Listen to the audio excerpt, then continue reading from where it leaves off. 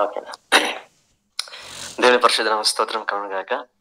ఈరోజు మన దేవుని సన్నిధిలో ఈ విధంగా రావడానికి దేవుడు చూపిన కృపను బట్టి దేవునికి వందనాలు. సో ఒక వాక్యం మనం చదువుకొని మన దేవుని వాక్యం ధ్యానించుకుందామండి. సో యెషయా గ్రంథం 7వ అధ్యాయము 14వ వచనం.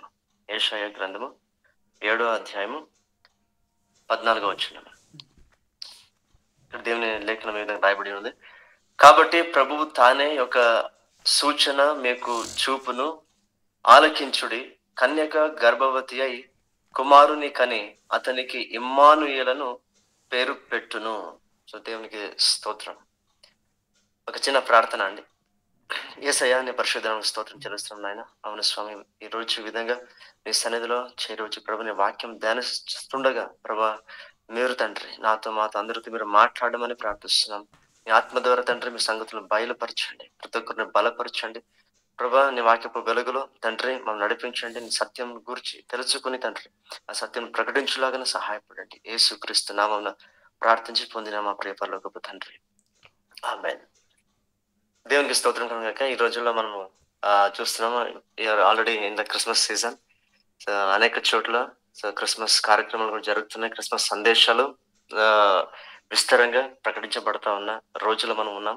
సో దేవునికి స్తోత్రం. కాబట్టి సో ఈ రోజు ఒక క్రిస్మస్ సందేశాన్ని నేను కూడా మీతో పంచుకోవాలని ఆశిస్తున్నాను. సో ఈ వాక్యము సో చదవబడిన లేఖన భాగము మనందరికీ బాగా తెలిసిన లేఖన భాగమే. సో యేసు క్రీస్తు జననం గురించి ఈ లేఖన భాగము రాయబడింది. సో యెషయా అన్న ప్రవక్త ఆయన యేసు క్రీస్తు లోకానికి రాక మునుపు సో సుమారు 750 సంవత్సరాల క్రితము, సో బిఫోర్ క్రైస్ట్, సో ఆయన రాక మునుపు సో ఆయన ప్రవక్త కాబట్టి సో దేవుడు ఆయన ద్వారా సో ఆయన ప్రవచించాడు తన ప్రజలకు తన పుట్టుకను గురించి. సో దేవుడు ప్రవక్త ద్వారా ఆయనే సో ఈ విషయాన్ని ఆయన బయలుపరిచాడండి. సో దేవునికి స్తోత్రం. ఆ విషయం ఇక్కడ చదువుకున్నాం. సో ఈ వాక్యం లేఖనాల నెరవేర్పును మన క్రొత్త నిబంధనలో మనము చూడగలం. ఇదే మాట అక్కడ మత్తయి రాసిన సువార్తలో సో రాయబడిన మాట మనకందరికీ తెలుసు. సో కన్యక గర్భవతి అయి ఆమె ఒక కుమారుని కనును, ఆయనకు ఇమ్మానుయేలను పేరు పెట్టును అన్న మాట అక్కడ సో రాయబడింది. సో లేఖన నెరవేర్పు అక్కడ మనము చూస్తున్నాం. సో ఈ రోజు మనం వినబోతున్న ముఖ్యమైన సందేశం ఏమిటంటే ఈ లేఖన ఆధారంగా సో కన్యక గర్భం. సో ఎందుకు సో కన్యక గర్భాన్ని దేవుడు ఎన్నుకున్నాడు ఈ లోకంలో ఆయన రావడానికి? సో ఎందుకు సో కన్యకే అవసరం అయ్యింది అన్న ఒక సంగతి మనం ఈరోజు దేవుని లేఖనాల ద్వారా మనం తెలుసుకోబోతున్నామండి. ఈ లోకంలో మనం చూసినట్లయితే సాధారణంగా క్రీస్తు వ్యతిరేకులు, క్రైస్తవ వ్యతిరేకులు యేసు క్రీస్తు పుట్టుకను గురించి వారు వ్యతిరేకంగా మాట్లాడుతున్నారు. వారు లోకరీతిగా ఆలోచన చేస్తున్నారు. దేవుని లేఖనాలు ఒక మాట రాయబడింది. సో దేవుని గురించిన సంగతులు ఆత్మ ద్వారా గ్రహించగలమే తప్ప శారీరకమైన బుద్ధితో శారీరకమైన అభిప్రాయాలతో మనం దేవుని ఏమాత్రం కూడా కనుగోలేమండి. సో ఈ లోకంలో సో ఉన్న ఒక వ్యతిరేకతలు సో వారు వేస్తున్న ప్రశ్నలు సో ఏమంటే వారు లోకరీతిగా ఆలోచిస్తున్నారు. అంటే ఇక్కడ లాజిక్ అని లేకుంటే సైన్స్ అని సైంటిఫిక్ అని ఈ విధంగా ఆ మాటలు వాడి వారు కన్ఫ్యూజ్ చేయడానికి లేకుంటే తమ వాదనలను సమర్థించుకోవడానికి వారు చూస్తున్నారు. ఏమి ఆ వాదనలు అంటే కన్యక ఏ విధంగా గర్భవతి అవుతుంది? సో ఈ లోకంలో సాధారణంగా సైన్స్ ప్రకారంగా ఒక జన్మం జరగాలంటే తప్పకుండా సో స్త్రీ పురుషుల కలయిక ఉండాలి కదా. సో తల్లిదండ్రుల కలయిక లేకపోతే సో ఒక శిశువు పుట్టడము అది అసాధ్యము కదా, అసంభవము కదా. సో ఈ విధంగా ఉన్నప్పుడు సో బైబిల్లో రాయబడిన ఈ మాట సో ఎంతవరకు కరెక్ట్ అన్న రీతిగా వారు మాట్లాడుతూ యేసయ్య యొక్క జన్మ గురించి వారు శంకిస్తున్నారు, ఒక అనుమానాన్ని వ్యక్తపరుస్తున్నారు.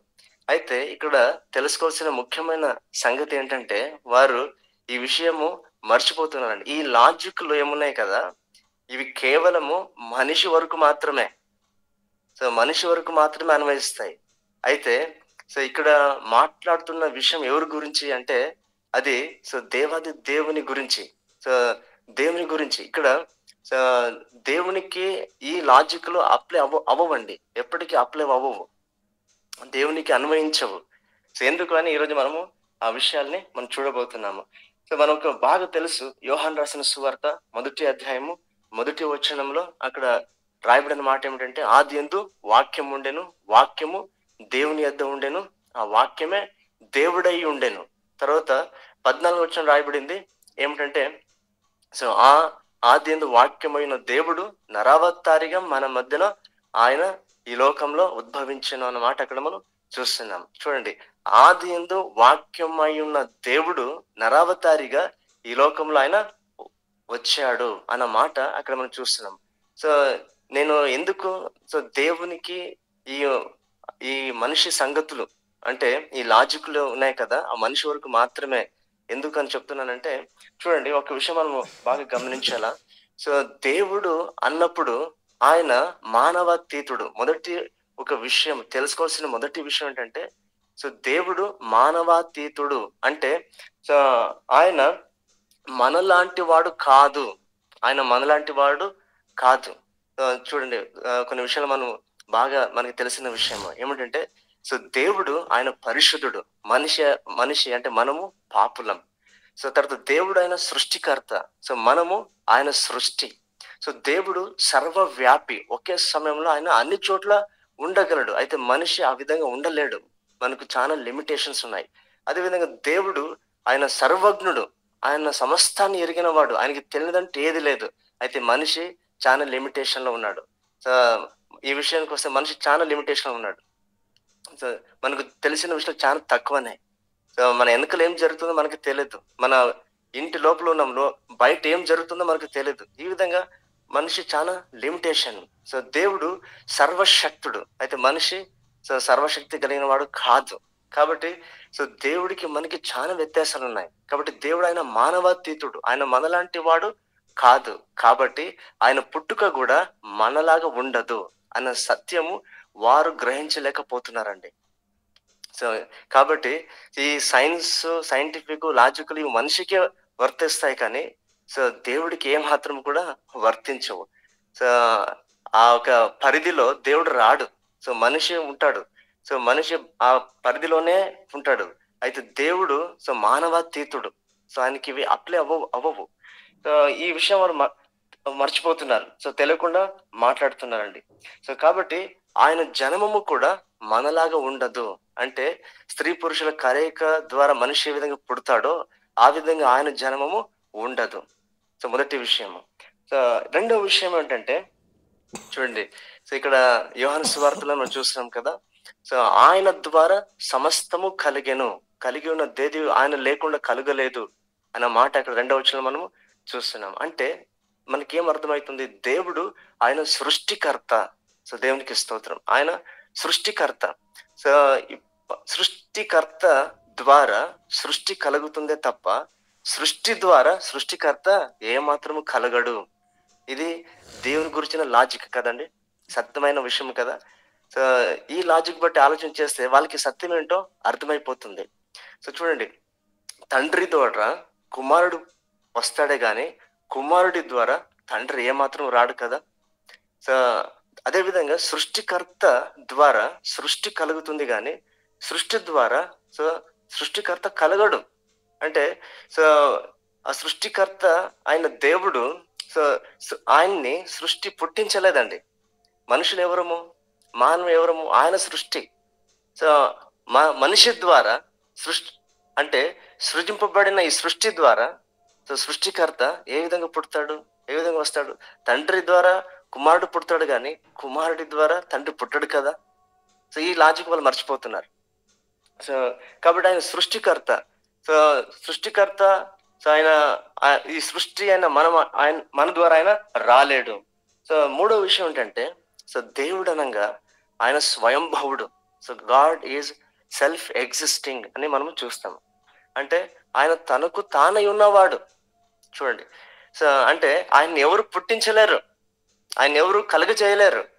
సో కాబట్టి సో ఆయన తనకు తానై ఈ లోకంలో ఉద్భవిస్తాడే గాని ఏదో ఒక మనిషి ద్వారా ఆయన రాడు. ఏదో ఒక మనిషి ద్వారా ఆయన రాడు. కాబట్టి ఆయన కన్యకే అవసరము. ఈ లోకంలో దేవుడు రావడానికి, మనిషిగా ఆయన పుట్టడానికి కన్యకే అవసరం అండి. సో తర్వాత ఇంకొక విషయం మనం చూస్తాం ఏమంటే 4వ విషయము. సో దేవుడు ఆయన పరిశుద్ధుడు. చూడండి, దేవుడు ఆయన పరిశుద్ధుడు. సో పరిశుద్ధుడు. సో పాపి అయిన మనిషి ద్వారా ఏ విధంగా వస్తాడు? ఇప్పుడు ఒకసారి మనం ఆలోచన చేస్తే, సో పాపి ద్వారా పాపిని పుడతాడు కానీ పరిశుద్ధుడు ఏమాత్రం కూడా పుట్టలేడు కదా. సో ఒక మనిషి ద్వారా సో మనిషి పుడతాడు, సో దేవుడు పుట్టలేడు. సో ఇది కూడా ఒక విషయం, సత్యమైన విషయం. ఈ ఈ లాజిక్ కూడా వారు మర్చిపోతున్నారండి లోకంలో ప్రజలు. వ్యతిరేకంగా వాళ్ళు మాట్లాడుతున్నారు కానీ సత్యం ఏంటో వారు గ్రహించలేకపోతున్నారు. సో చూడండి, సో తిమోతి రాసిన మొదటి పత్రిక 1వ అధ్యాయము 15వ వచనంలో ఒక మాట రాయబడింది. మనకందరికి తెలిసిన వాక్యం ఏమిటంటే, సో పాపులను రక్షించుటకే క్రీస్తు యేసు ఈ లోకములకు వచ్చెను అన్న వాక్యము సో సత్యమైనది, సర్వాంగీకారానికి యోగ్యముగా ఉన్నది అని అక్కడ మాట మనం చూస్తున్నాం. మనం ఇక్కడ గమనించాల్సిన విషయం ఏంటంటే, పాపులను రక్షించడానికి ఈ లోకంలో వచ్చువాడు పాపము లేనివాడై ఉండాలి కదా. ఇప్పుడు మనం అందరం కూడా, మనుషులందరూ కూడా పాపం అనే బంధకంలో ఉన్నాం. ఆయన కూడా మనలాగే పుడితే సో ఆయన కూడా ఆ పాపం అనే బంధంలో ఉంటాడు కానీ, సో ఆ పాపం అనే కట్టులో ఉన్నవాడు సో మరొక పాపిని కట్టు నుండి, ఆ పాపం అనే కట్టు నుండి ఏ విధంగా విడిపించగలడు? ఆయన పాపము ఒక కట్టు లేనివాడుగా ఉండాలి. కాబట్టి అంటే ఆయన పరిశుద్ధుడుగా ఉండాలి, ఆయన జన్మము కూడా పవిత్రంగా ఉండాలి. సో అందుకే మనము లేఖనాలను మనం గమనించినట్లయితే, సో లూకా రాసిన సువార్త 1వ అధ్యాయము 35వ వచనంలో ఈ మాట మనం చూస్తామండి. 1వ అధ్యాయం 35వ వచనం. ఈ లూకా సువార్త 1వ అధ్యాయంలో 26వ వచనం నుంచి మనం చదివినట్లయితే అక్కడ స్పష్టంగా రాయబడిన మాట ఏమిటంటే, ఒకసారి ఆ మాటలు మనం చదువుకుందామండి. చదివితేనే బాగుంటుంది ఆ లేఖన భాగాన్ని. సో 1వ అధ్యాయము 26వ వచనం చూడండి. 26 నుండి ఒకసారి చూసుకుందాం. 6వ నెలలో గబ్రియేలును దూత గలిలయలోని నజరేతును ఊరిలో దావీదు వంశస్థుడైన యోసేఫును ఒక పురుషునికి ప్రధానము చేయబడిన కన్యక యొద్దకు దేవుని చేత పంపబడెను. చూడండి, ఇక్కడ స్పష్టంగా మనం రాయబడిన మాట కన్యక యొద్దకు దేవుడు తన దూతను ఆయన పంపాడు. ఆ కన్యక పేరు మరియ. స్పష్టంగా రాయబడిన మాట మనం గమనిస్తున్నాం. ఆ కన్యక పేరు మరియ. అంటే సో దేవుని యొక్క లేఖనం ఏది కూడా సో ఒట్టొట్టిది కాదు, లేకుంటే ఒక మైథాలజీ అంటాం కదా, ఒక మిత్ కాదు అది. సో వాస్తవం, ఒక చరిత్ర ఉంది. సో దేవుడు సో తన దూతను ఆయన ఎక్కడో పంపించడం రాయబడలేదు. ఒక నజరేతను ఊరు, గ్రామం అని రాయబడింది. ఇప్పుడు కూడా ఆ ఒక నజరేతను పట్టణము ఉంది. సో అక్కడ ఆ కన్యక పేరు కూడా రాయబడింది. ఇది చరిత్ర, అంటే నిజంగా జరిగిన సంఘటన అని ఇక్కడ మనకు స్పష్టంగా తెలియపరచబడుతుంది. ఆ కన్యక పేరు మరియ. తర్వాత అక్కడ మనం చూసినట్లయితే 30వ వచనం చదువుదామండి. 30వ వచనము. దూత మరియా, భయపడుకుము, దేవుని వలన నీవు కృప పొందితివి. ఇదిగో నీవు గర్భము ధరించి కుమారుని కని ఆయనకు యేసు అను పేరు పెట్టుదువు. ఆయన గొప్పవాడై సర్వోన్నతుని కుమారునబడును. ప్రభువైన దేవుడు ఆయన తండ్రి అయిన దావీదు సింహాసనమును ఆయనకిచ్చును. ఆయన యాకోబు వంశస్థులను యుగ యుగములు ఏలును. ఆయన రాజ్యము అంతము లేనిదై ఉండునని ఆమెతో చెప్పాను. చూడండి, 34వ వచనంలో నెక్స్ట్ వచనం చూస్తున్నాము. అందుకు మరియ, నేను పురుషుని ఎరుగని దాననే, ఇదేలాగూ జరుగునని దూతతో అనగా. సో మరియ ఆమె సో ఈ విషయము డిక్లేర్ చేస్తా ఉంది, ఆమె ప్రకటిస్తా ఉంది. సో నేను పురుషుని ఎరగని దానను అంటే చూడండి, ఇప్పుడు ఈ మాటల ద్వారా స్పష్టంగా అర్థమవుతుంది మరి ఒక కన్యక అయి ఉన్నది. సో ఆయన ఈ లోకంలో సో ఇందుకు మునుపే రాయబడిన ప్రకారము, సో ఎన్నో సంవత్సరాల క్రితమే సో రాయబడిన ప్రకారము కన్యక ద్వారానే ఆయన జన్మించాడన్న సత్యం కూడా మనకు బాగా తేటగా ఇక్కడ రాయబడిన లేఖనాలను బట్టి తెలియపరచబడుతుందండి. సో తర్వాత ఇక్కడ దేవుడు ఆ దూత ద్వారా ప్రకటించిన విషయం ఏమిటంటే, మనం చూస్తున్నాము. దూత పరిశుద్ధాత్మ నీ మీదికి వచ్చును, సర్వోన్నతుని శక్తి నిన్ను కమ్ముకొనను గనుక పుట్టబోవు శిశువు పరిశుద్ధుడై దేవుని కుమారుడనబడును. చూడండి, ఇక్కడ పరిశుద్ధుడు అన్న మాట మనం చూస్తున్నాం. పుట్టబోవు శిశువు ఆయన పరిశుద్ధుడు. సో కన్నడలో కూడా ఈ విధంగా రాయబడింది, ఆయన పవిత్ర శిశువు అని. సో ఇక్కడ ఒక మాట మనం చూస్తున్నాము, దేవుడు ఆయన సో కన్యక ద్వారా సో పరిశుద్ధాత్మ వలన గర్భము ధరింపబడి ఆయన లోకానికి వచ్చాడు. సో ఈ విషయము ఇంకా తేటగా మనము గమనించినట్లయితే, అదే యేషయా ఏ ఒక ప్రవక్త అయితే ఆయన జన్మ గురించి తెలియజేశాడో అదే ప్రవక్త ద్వారా దేవుడు మరొక మాట కూడా అక్కడ రాయించాడండి. ఒకసారి ఆ మాట కూడా చదువుకుందాము. యేషయా గ్రంథం 9వ అధ్యాయం 6వ వచనము. యేషయా గ్రంథము 9వ అధ్యాయము 6వ వచనం ఒకసారి మనము చదువుకుందామండి. యేషయా 9వ అధ్యాయము 6వ వచనం. ఏలయనగా మనకు శిశువు పుట్టెను, మనకు కుమారుడు అనుగ్రహింపబడెను. ఇక్కడ ఈ మాట మనం చూస్తున్నాము. ఒకసారి కన్నడలో నేను మీ కొరకు చదివి వినిపిస్తామండి. అక్కడ ఒక మాట రాయబడింది. ఆ మాట కొరకు ఈ యొక్క వచనం నేను చదవాలని ఆశిస్తున్నాను. ఏమంటే యేషయా 9వ అధ్యాయం 6వ వచనంలో,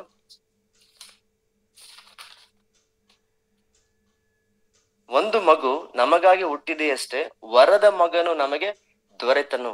ఇక్కడ మనం ఈ మాట అండర్లైన్ చేసుకోవాలండి. సో వరద మగను అంటే అర్థం ఏమిటి?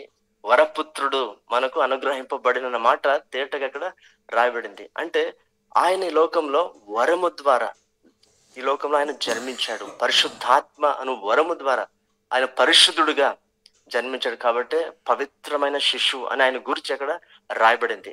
సో లూకా రాసిన సువార్తలో కూడా మనం చూసిన విధంగా కన్యక ఆ ఒక వర్డ్ మనం అండర్లైన్ చేసుకున్న తర్వాత పవిత్రమైన శిశువుడు. సో ఆ మాట మనము అండర్లైన్ చేసుకోవాలండి. అవును, సో దేవుడు సో ఈ విధంగా మనం గమనించినట్లయితే ఆయన సో ఈ లోకంలో పరిశుద్ధుడుగా ఆయన జన్మించాడు. పాపులను రక్షించుటకు ఆయన పరిశుద్ధుడిగా జన్మించాడు అన్న సంగతి మనకు స్పష్టంగా తెలపరచబడుతుందండి. సో ఈ ఒక మాటలను బట్టి తేటగా సో తెలపరచబడే విషయం ఏంటంటే, ఈ విషయం బాగా ఆలోచన చేసినట్లయితే ప్రతి ఒక్కరు కూడా సో అర్థం చేసుకుంటారు. ఏమిటంటే సో నిజమైన దేవుడు సృష్టికర్త ఈయనే అని. ఎందుకంటే సో దేవుడు అనంగా, సృష్టికర్త అనంగా ఆయన లోకంలో ఈ విధంగానే ఉద్భవిస్తాడే తప్ప ఇంక వేరే మార్గము లేదు. కాబట్టి ఆయన కన్యక గర్భాన్ని ఎన్నుకున్నాడు. సో లేకపోతే ఆయన మనలాగా ఒకవేళ జన్మించినట్లయితే ఆయన సో ఏ విధంగా సృష్టికర్త కాగలడు, ఏ విధంగా స్వయంభవుడు కాగలడు? సో ఈ యొక్క విషయం కొద్దిగా ఆలోచన చేస్తే ప్రతి ఒక్కరు కూడా యేసుక్రీస్తే నిజమైన దేవుడు సృష్టికర్త అనే విషయం ప్రతి ఒక్కరికి తేటగా అర్థమైపోతుందండి. సో చూడండి, ఎందుకంటే ఈ లోకంలో సో ఏ మత గ్రంథాల్లో వాళ్ళు ఎవరైతే ఈ లోకంలో మతస్థులు వాళ్ళు పూజలు పునస్కారాలు చేస్తున్న ఏ దేవుళ్ళు కానీ ఏ దేవతలు కానీ వారు ఈ విధంగా జన్మించలేదు. వారికి అందరికీ కూడా సో మనిషి మనలాంటి చరిత్రనే ఉంది. సో మనలాగే వారు జన్మించారు. సో కాబట్టి వారు ఎవరు కూడా సో సృష్టికర్త కాలేరు. ఆ జన్మం ద్వారా వారి సృష్టికర్త అని దేవుడని నిరూపించుకోలేరు. ఇది వాస్తవం అండి, ఇది సత్యము. సో ఎందుకంటే ఇక్కడ మనం చూస్తున్నాం కదా, సో ఈ ఒక లాజిక్ మనం వాడినట్లయితే ఖచ్చితంగా సో ఆ క్రీస్తు వ్యతిరేకులు ఎవరైతే ఉన్నారో వారు నోరులు మోయింపబడతాయండి. ఇక ఆయన జన్మము గురించిన ఈ సత్యమే చాలు సో ఆయనే సో నిజమైన దేవుడు అని తెలుసుకోవడానికి, ప్రకటించడానికి. సో ఈ విషయం ఒకసారి మనము బాగా ఆలోచన చేసినట్లయితే సో దేవునికి స్తోత్రము.